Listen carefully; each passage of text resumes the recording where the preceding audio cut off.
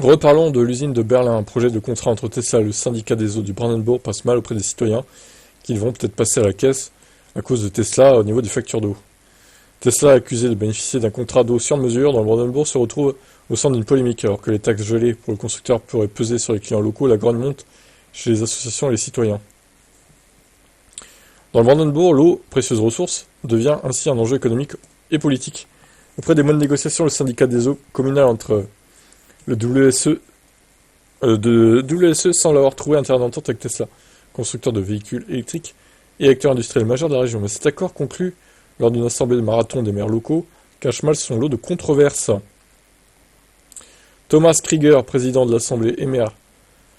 Ah, les noms imprononçables en Allemagne, c'est insupportable. Par contre, Abo se montrait optimiste. Les détails du contrat laissent perplexe.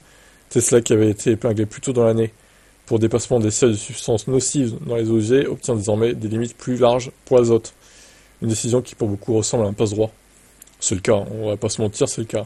Le dossier ne s'arrête pas là, le projet prévoit aussi un gel des taxes sur l'eau potable et les eaux usées. Une aubaine pour Tesla, mais un coup dur pour le budget du WSE. Selon André Baller, directeur du syndicat, ce gel pourrait entraîner un déficit annuel de 233 000 euros, une somme que les autres clients pourraient devoir payer, devoir compenser du coup, une augmentation des tarifs.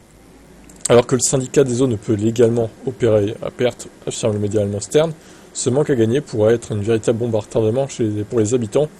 André Baller a alerté les maires sur le risque financier de cet accord dans une lettre qui a rapidement fuité dans les médias. Cependant, les réponses officielles restent évasives.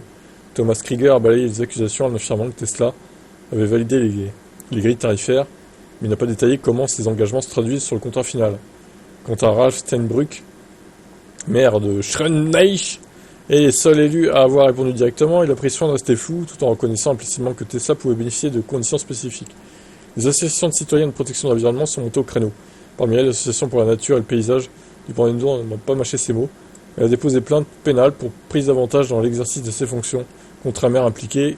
L'accusé a évidemment nié les faits, mais la grogne ne faiblit pas. Pour ces associations, Tesla profite de son poids économique pour obtenir des avantages indus, tandis que les riverains paieront la note financière et écologique.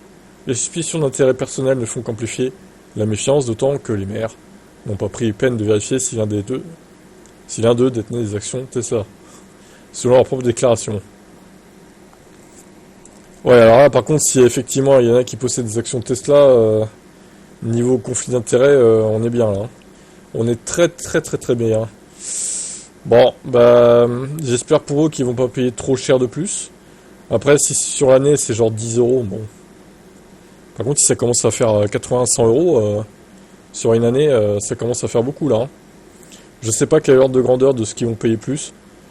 Après, c'est pas trop normal que Tesla ait des passes droits comme ça, surtout au niveau de la pollution des eaux aussi. Je trouve pas ça trop normal personnellement, mais bon. Quel est votre avis sur cette affaire ?